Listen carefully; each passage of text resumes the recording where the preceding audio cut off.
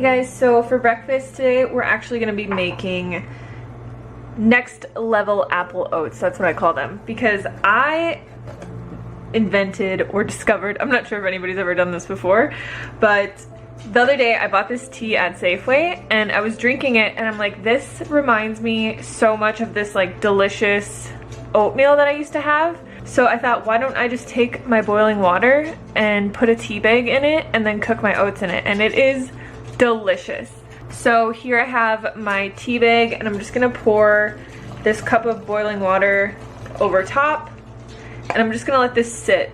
So I will just let that steep for a few minutes, but you could really use any kind of tea that you want. I haven't tried it with this coconut one yet, but I feel like it would be so good. But I mean, they even have like this Celestial brand even has like apple, like a cinnamon apple spiced one, which I feel like would be so good. But this really just like gives it such a different flavor. Like if you have any tea that you like, preferably like a caffeine-free tea, highly recommend trying this because it really gives your oats a lot of flavor. So to make these apple oats, I'm gonna make this in my Instant Pot. All right, so I have this on the saute function and I'm just gonna add a little bit of water. And then this is one giant apple that I cut up, and I feel like it just cooks a lot better and it's easier to eat if you cut it into these little small tiny cubes. So we're gonna add this into here, and then I'm just gonna add a little bit of cinnamon. So when you do this like tea bag kind of thing, you don't really want to add tons of flavor because the tea will actually give the oats a lot of flavor. So I'm gonna let this cook for about a minute or two. My tea just needs to steep for 2 minutes as well. All right, so this has been cooking for 2 or 3 minutes, and now we're gonna add in the rest of our ingredients. So I have half of a cup of rolled oats here, and then I just have my cup of tea water. It's actually about 3/4 of a cup. So I'm gonna add that in.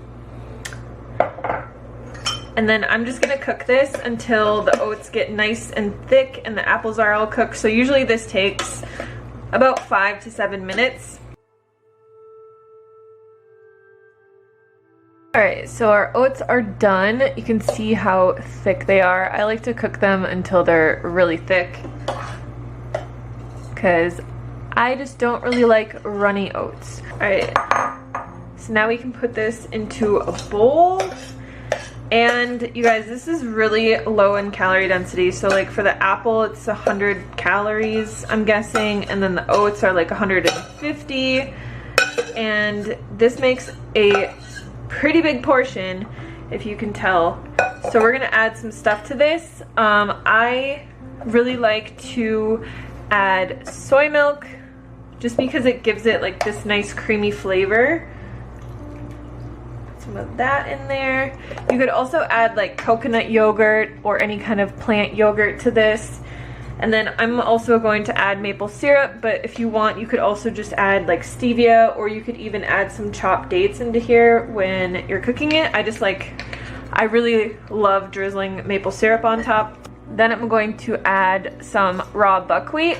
So I really like raw buckwheat because it's nice and crunchy, and it just kind of gives it more of like a muesli crunch. And then just a little bit of coconut. So you can really jazz this up any way that you want. You could add like peanut butter on here if you really wanted to, or like PB2 powder would be better for weight loss. But I honestly wish you guys could smell how good this smells, because the oats, I just love cooking it with the tea because it has like so many different flavors in there. There's like cardamom and ginger and cinnamon and all these different flavors, and it just smells so good. So yeah, definitely try it, you guys. I am obsessed with this, and I am not really an oats person, but ever since I discovered this, I've been eating them every single day. So let me know in the comments box below if you guys have ever tried that kind of little hack, or if you try it, let me know and tag me on Instagram. But yeah, that's pretty much it for this recipe. It's super simple. It takes 5 whole minutes to make, and you will love it. So today we're going to be making red lentil chili, and I'm going to show you kind of the lazy way how to do it in the Instant Pot. But I will give you instructions for the stovetop as well. So basically we're gonna take our ingredients and throw them in the Instant Pot. Now you can saute your onions and garlic if you want. This is the lazy way, so we're not actually going to be using garlic cloves. I wanted these recipe videos to kind of show you guys how to switch things around and kind of incorporate different spices and things if you don't have all the ingredients, just so that like you don't feel like you have to go to the store all the time to make a recipe. So we got our onion here. Like I said, if you want, you could chop up garlic and saute onions and garlic. We have our bell pepper. We have 1 cup of red lentils. Now I buy organic. I never really rinse them, but you can rinse them if you want. We also have a can of fire roasted tomatoes. This is a 14.5 ounce can. So I like this recipe a little bit extra tomatoey. So I like to add either some tomato paste or like some strained tomatoes like this. So I'm gonna add some strained tomatoes. You could add the tomato paste, but I don't have tomato paste, so I'm just gonna add this. And then we're going to add in a teaspoon of paprika. This is like basically gone. Got a teaspoon of chili powder. And then we're gonna add a teaspoon of garlic powder.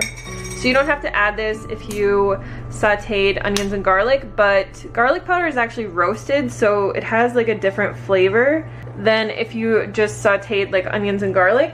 And then we have 2 cups of water we're gonna add into here.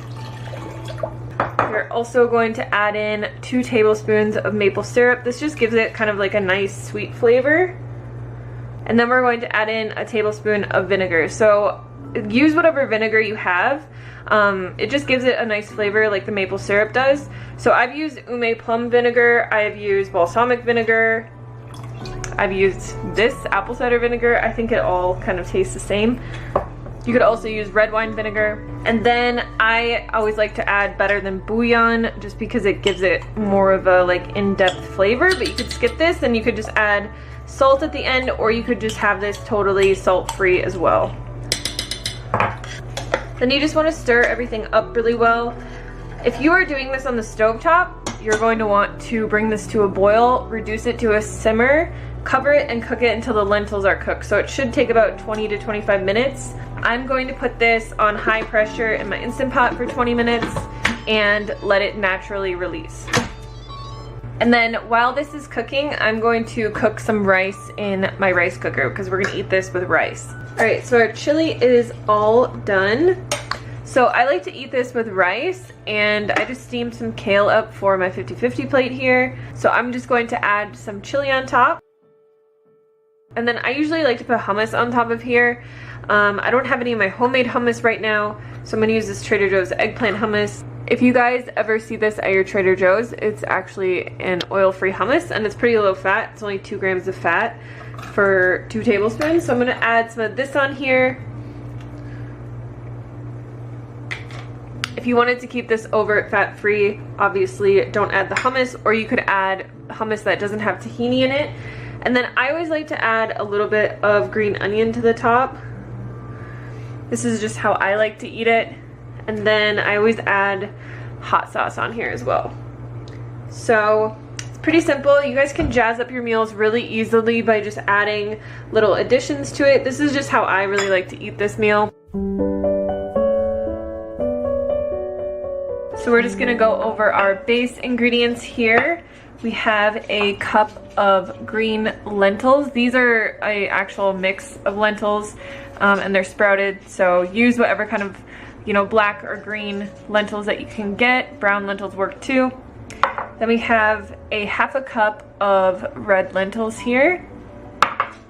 The recipe calls for a bell pepper, but I actually don't have one because my husband forgot to get it at the store. So I just had this mix of red bell pepper, green bell pepper, and mushrooms that I had in my freezer. So I'm gonna use this. Use what you have, you guys.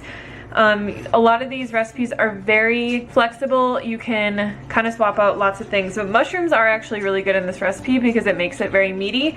Then we have our chopped carrots, and I also didn't have celery, so I'm just using some celeriac from my garden. Here we have our onion and garlic that we're gonna be sauteing. and this is our cup of oats that I pulsed in the blender. So the recipe calls for 1.5 cups of oats pulsed lightly in the blender, but if you want to use just oat flour, you can just use 1 cup of oat flour, or you could even substitute just like a whole wheat flour if you really want to. And then we also have our 3 tablespoons of flax and our 6 tablespoons of water. So we're quickly just going to make our flax egg. All we do to do that is just mix these two together, and then we're just gonna let it sit while we do everything else. So I just like to put it together and whisk it a little bit, and then we'll just set this aside, and this is going to help bind everything together. Alright, so we're gonna kind of make this into a 1-pan meal because who wants to do more dishes? I'm going to start by sauteing the garlic and onion. I like to usually use like a little bit of coconut aminos in place of water just because it adds more flavor to it, but you could also use soy sauce, or you could just use vegetable stock or water, whatever you have on hand. Going to add our onions and garlic in here.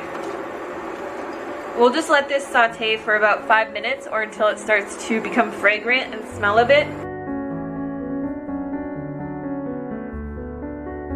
Alright, so now we are going to add 3 cups of water into here,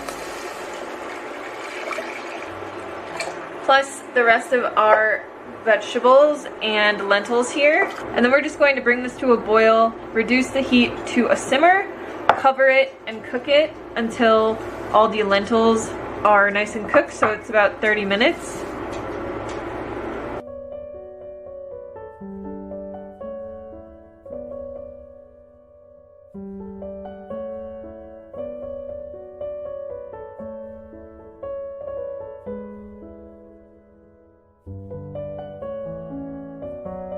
Alright, so now that this is done, what we're going to do is first add our flax egg into here. So see how like gelatinous this has gotten? It is so thick. And this is just gonna help bind all of the lentils and everything together. So add that in.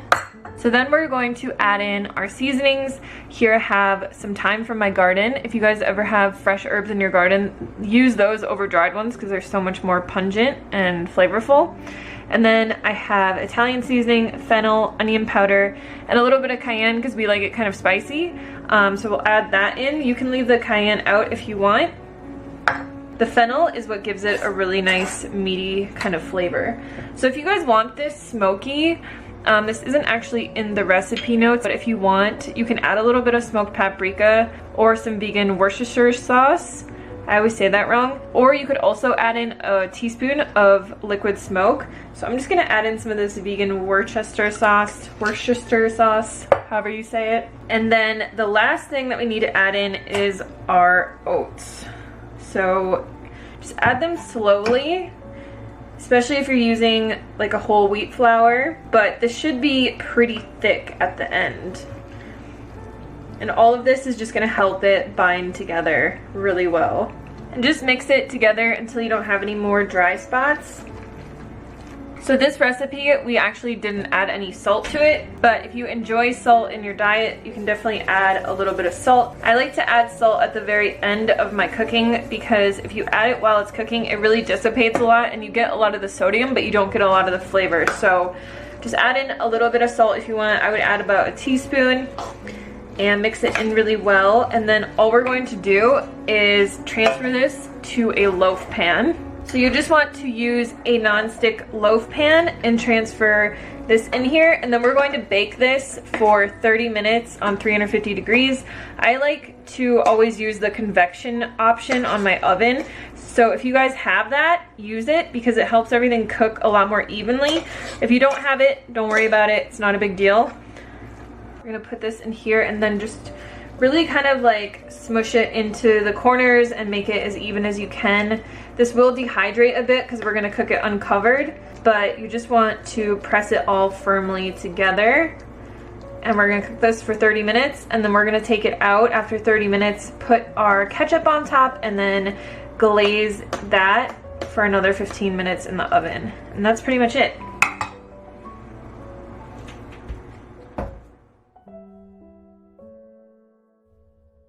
Alright, so now that this has been cooking for a while, you can see that the top has hardened quite a bit and it's getting really dense. So we're just going to add some ketchup to the top. I don't really ever measure this.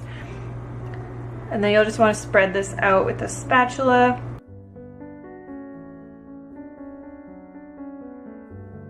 And then all we're going to do is just put this back in the oven for another 15 minutes and let the top caramelize. Alright, so this is all done. I've had it sitting here for about 30 minutes. You want to let it rest for a bit before you cut it. I just kind of made it look pretty. With this thyme on top, you can cut into this bad boy. And I'll show you guys a piece. And there you go. So I will usually put a side of mashed potatoes here, or like potato fries. You could also eat this with a salad, but it's really simple to make. It's really thick, if you guys can see like the piece on the side, and you guys are gonna